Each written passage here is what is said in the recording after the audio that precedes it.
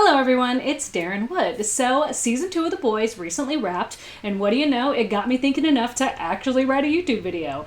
Because although there were great aspects of the show in season 2, I find that The Boys has an issue maintaining momentum, so let's talk about it. So first off, the first season is fucking excellent. It breathed in new life to the oversaturated superhero genre. Not that it was dealing with entirely new concepts, but up until The Boys, no other on-screen superhero story had really committed and so deeply explored the mechanics and consequences of superheroes in a realistic capitalist society. And I think it's an interesting moment in the genre's history when it reaches its zenith and starts to satirize itself. It opens up the door to tell stories that really challenge the genre's norms. And that's one of the things that's so great about The Boys. It came at the appropriate moment.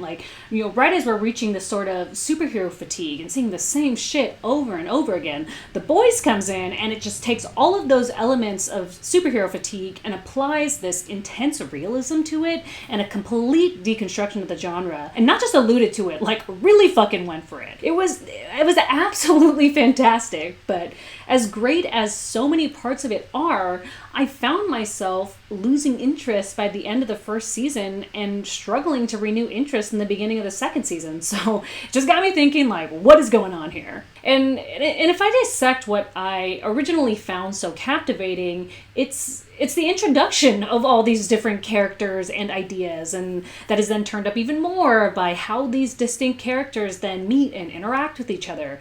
But once that initial setting's in place, it's the continuation of that, the building of a meaningful story with all of those things in place, that's the tricky part. It actually reminds me of that show, Once Upon a Time, because I loved that show when it first came out, but I came to realize that it was actually only the introducing of the characters and the setting the stage that was actually interesting, because once all the characters were there and they were just in that place, it kind of lost its juice, because then the onus was on the actual content of the plot to carry it on, and it just couldn't do it. And it's for similar reasons why I think The Boys has an issue maintaining momentum, because the thing that drives a story like that is the challenging and honest development of its characters. Think of Daredevil, right?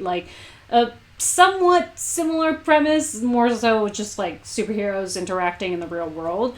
But that first season of Daredevil is out of this fucking world, because it doesn't just present these interesting and flashy characters to us, it builds and dissects them and pushes them until these stories reach these agonizing heights that just rip you apart, you're wrapped all the way from beginning to end. And I'm not denouncing The Boys. The overall concept is still great and still has limitless potential, and it's still, for the most part, telling stories that are honest and genuine struggles of the human condition, which, is the basis of any story with real value. But I was rewatching the first episode recently, and I was struck by how efficient the pacing was at first. It showed you all the things you needed to know about everyone in these succinct, meaningful moments that pushed the story along and totally sucked you into the world of The Boys. The culture, the circumstances, the forces at play. For instance, with Huey, you have these brief moments with his dad where he just says one thing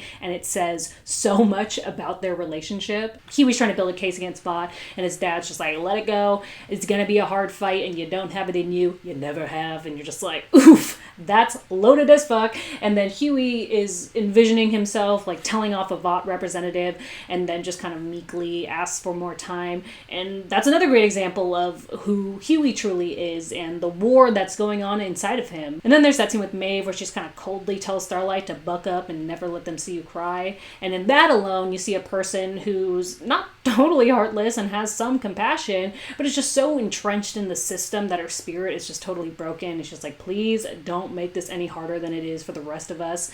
And what I mean by all this is I feel like the show has gotten away from that efficient effectiveness. And not that necessarily bodes for a bad story, but they didn't trade that in for some super in-depth exploration. They just got more washed out.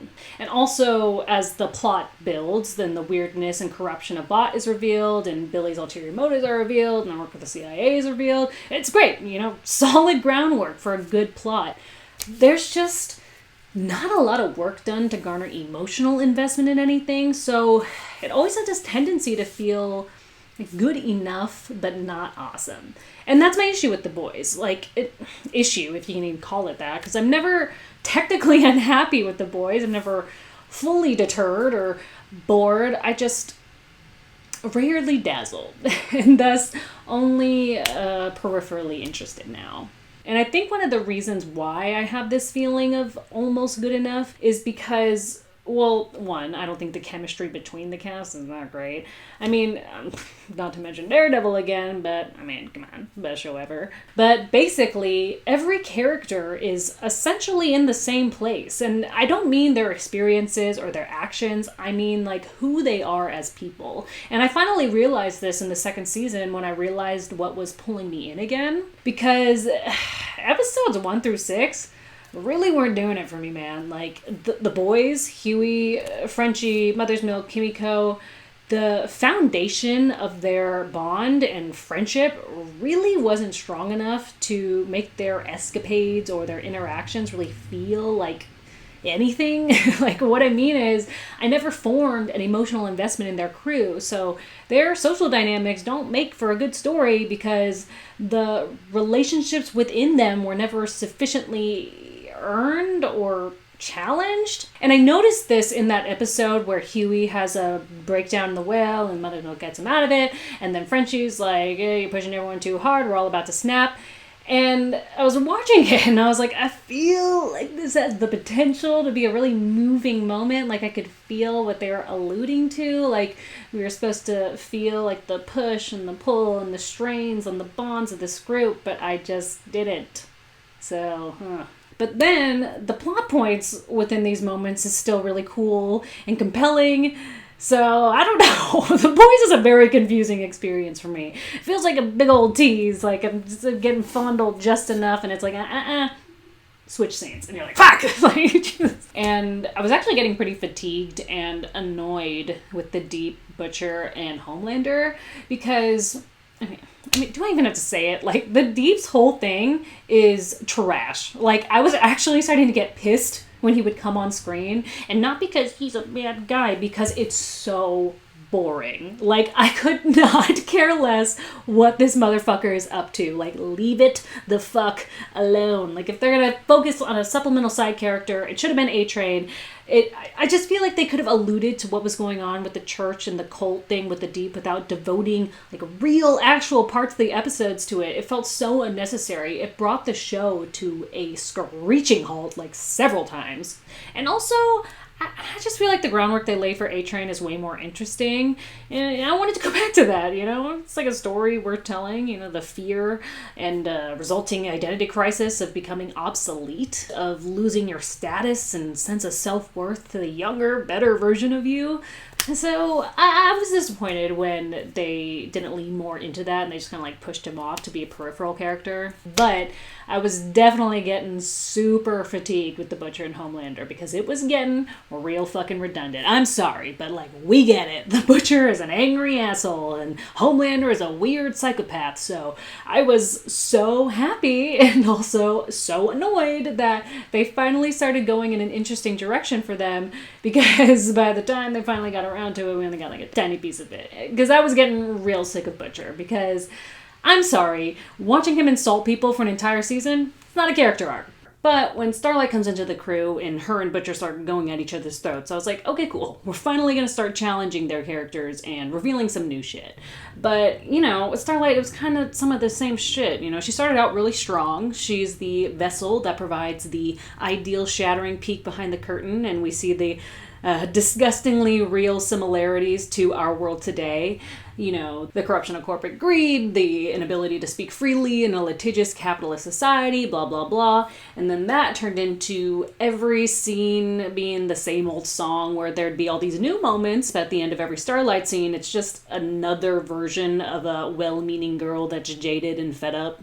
But her being with the boys finally brought someone into the picture that could actively challenge Butcher. And, not just soften him or show his humanity like Huey and his wife, but like go from presenting his issues to actually diving into his deep-seated bigotry and the real maliciousness behind his arrogant and dismissive behavior.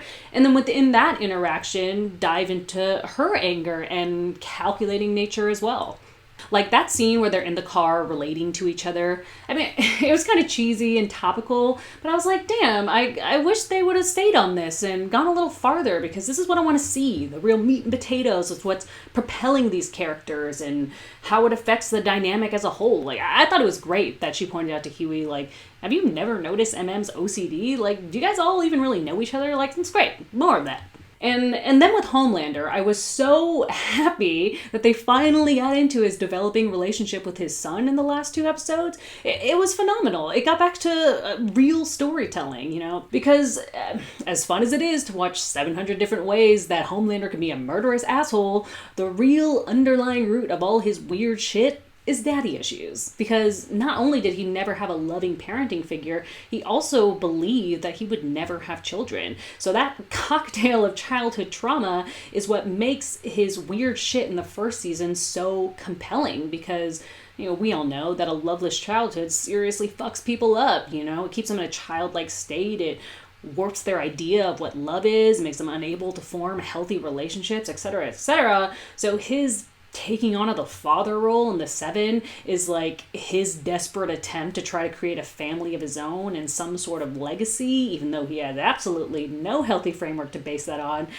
So that's the kind of shit I wanted to see, and I wish they would have spent way more time on that. But instead, I felt like it was getting into Ramsay Bolton territory, just like shallow torture porn. Like, I don't need to see 6 episodes of violent, upsetting shit to know that he's evil. I got it the first time. You're not presenting any new information here, just different ways he's the same kind of asshole. So I was very excited to be very conflicted about seeing this seemingly irredeemable psychopath have moments of genuine human connection, because even if his intentions weren't pure, like, he was only really interested in having a mini-me that was conditioned to worship him. But when you strip away outside perception, meaning like, everyone thinks he's a piece of shit, and he knows everyone thinks he's a piece of shit. The mother's terrified of him, fucking hates him, doesn't want him developing any kind of relationship with Ryan. When you strip that away, it just leaves Homelander to decide for himself what to do with the moment. And he genuinely related to Ryan, and in his own self-motivated way, cared for him and wanted to protect him from suffering the same fate that he had. It was endearing, and I thought it was also a great moment to show how this moment of purely personal self-development also made him aware of the negative influence of Stormfront. Like, him being with Stormfront is like an addict running with the bad crew. She fed and encouraged the worst parts of him, and he ate that shit up because it feels good. And eating up what she's serving is like hedonistic. So he just let it happen, even though she was the one who was actually calling all the shots. But when he started developing a connection to Ryan, it motivated the development of personal ideals that were in the relationship's interest. So I got super excited, and I was like, oh shit, we're about to see some super confusing scenes with Homelander where we see his like real humanity that's 100% fully Homelander.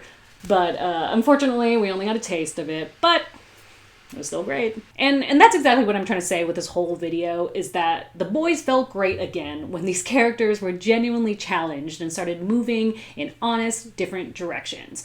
But, the boys is far from being a lost cause. The finale was spectacular. I think it put the show back on track. I'm so excited to see what they do with it in the next season. There's not a lot of shows out there to be excited about right now, and this is one of them. So, bravo. And give me a little more, please. All right, that's all I got. Thank you so much for watching. I hope you liked this video. And if you did, well, I got good news for you, because I'm back on my internet game in full swing. Not so much on here, more so on my Patreon and my Twitch channel, doing a lot of cosplays and reviews and live streams and vlogs and all that jazz. But I'm having a lot of fun, and I'm posting a lot. Pretty proud of myself. So if you'd like to have fun with me, you should definitely check it out. But until then, I'll see you next time.